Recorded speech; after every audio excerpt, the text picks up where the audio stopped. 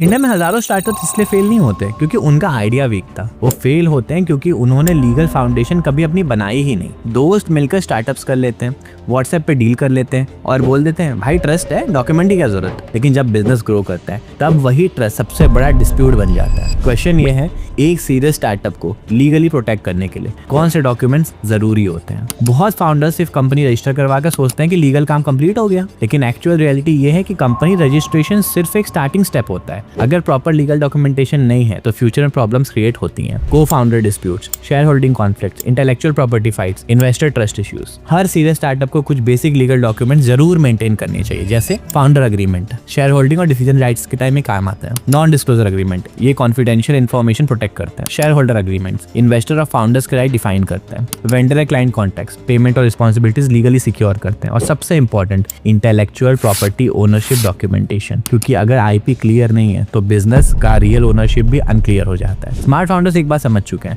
Startup सिर्फ idea से नहीं चलता, लीगल स्ट्रक्चर और डॉक्यूमेंटेशन से चलता है। जिन बिजनेस का लीगल फाउंडेशन स्ट्रांग होता है उन्हें इन्वेस्टर्स भी सीरियस लेते हैं और डिस्प्यूट्स भी कम होते हैं। अगर आप स्टार्टअप बिल्ड कर रहे हैं तो सिर्फ प्रोडक्ट पर फोकस मत करिए, अपने बिजनेस का लीगल आर्किटेक्ट बनिए, क्योंकि वो सबसे जरूरी चीज है। और अगर आप कॉर्पोरेट लॉ, कंप्लायंस स्ट्रेटेजी और स्टार्टअप लीगल प्रोटेक्शन को सिंपल लैंग्वेज समझना चाहते हैं तब हमें फॉलो करिए, क्योंकि सही लीगल गाइडेंस ही बिजनेस को फ्यूचर प्रूफ बनाती है।